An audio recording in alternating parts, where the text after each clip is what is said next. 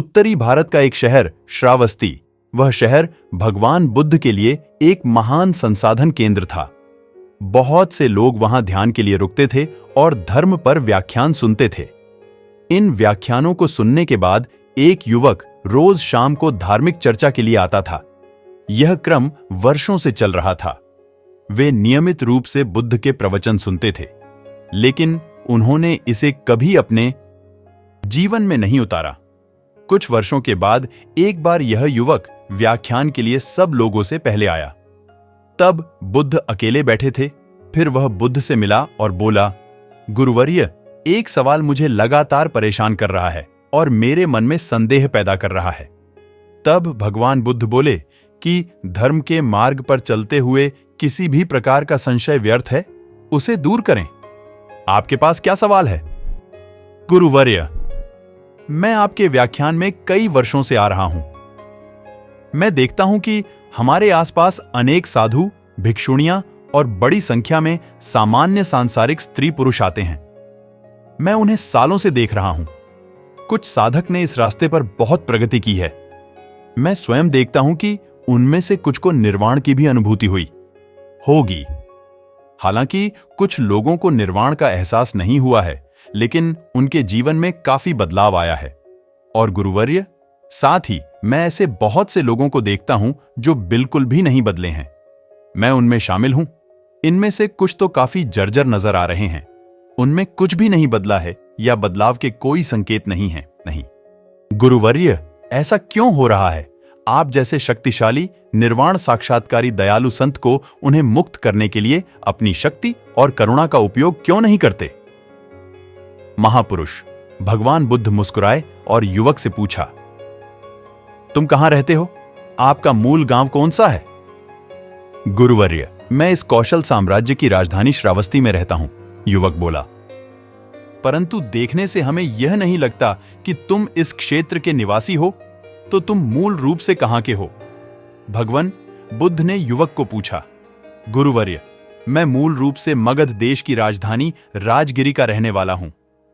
तो क्या तुमने राजगिरी से नाता तोड़ लिया है? नहीं गुरुवर्या, मेरे कई रिश्तेदार हैं वहां।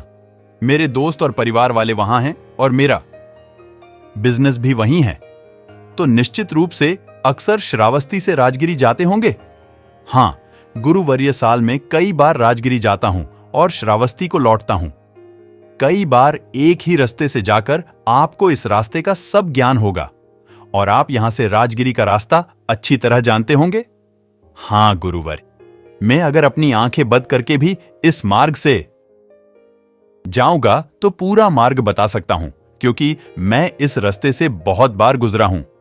सभी करीबी दोस्त और रिश्तेदार जानते हैं कि मुझे राजगिरी की सड़क का पूरा ज्ञान है। तब भगवान बुद्ध बोले कि जब ये लोग राजगिरी जाना चाहते हैं तो वे आपसे इस मार्ग के बारे में पूछते हैं। क्या तुम उनसे उस मार्ग के बारे में बातें छिपाते हो? क्यों? साफ साफ रास्ता बताते हैं ताकि वे समझ सकें। क्या यह संभव है गुरुवर्या?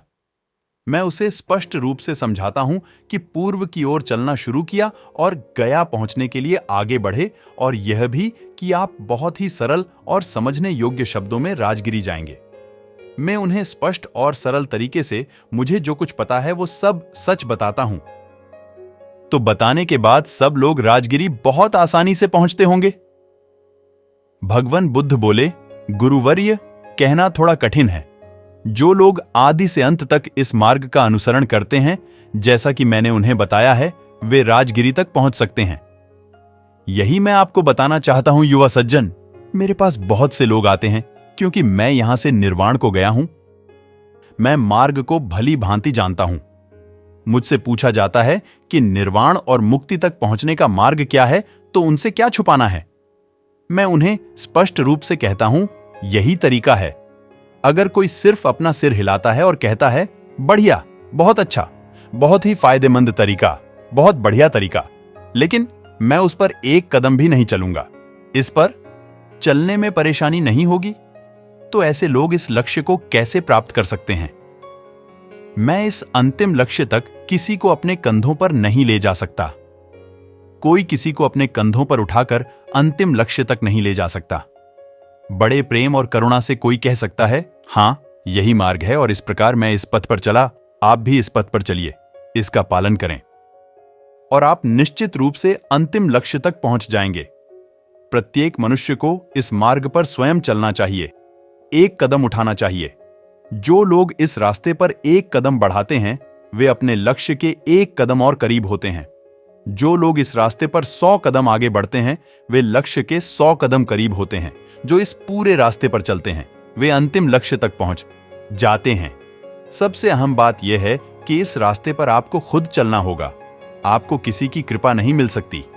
भगवान बुद्ध बोले, पीड़ा का स्रोत हमारे भीतर है, सबके भीतर है। जब हमें अपने बारे में सच्चा ज्ञान हो जाता है तो दुखों की समस्या का समाधान भी हमारी दृष्टि में आ जाता है। इसलिए सभी आर्षि मुनि हमें स्वयं को समझने की सलाह देते हैं। वास्तविकता यह है कि हमें अपने वास्तविक स्वरूप को समझने से शुरुआत करनी चाहिए, जिसके बिना हम कभी भी अपनी या दूसरों की समस्याओं का समाधान नहीं कर पाएंगे। लेकिन वास्तव में हम अपने बारे में कितना जानते हैं? हम में से प्रत्येक अपने स्वयं के महत्व, अपनी विशिष्टता के प्रति आश्वस्त है, लेकिन यह आत्मज्ञान सतही है। आप वास्तव में अपने आप को बिल्कुल नहीं जानते हैं। भगवान बुद्ध ने अपनी प्रकृति का अध्ययन करके मानव अस्तित्व की खोज की। सभी पूर्वाभ्यासों को छोड़कर उन्होंने आत्म अनुसंधान किया। अपने भीतर के सत्य को खोजो। तब उन्होंने महसूस किया कि हर कोई भौतिक है। जीव 5 भागों से बना है, उनमें से 4 मानसिक और 1 भौतिक पदार्थ रूप हैं। पहले हम भौतिक पक्ष से शुरू करते हैं। यह हमारा एक बहुत ही स्वाभाविक और मूर्त हिस्सा है। यह किसी भी इंद्रिय अंगों को त्वरित धारणा प्रदान करता है, सुख के पद के अंतिम लक्ष्य की, और खुद को ही उस पथ पर चलना होगा। आपको यह कहानी कैसी लगी कमेंट करके बताइए।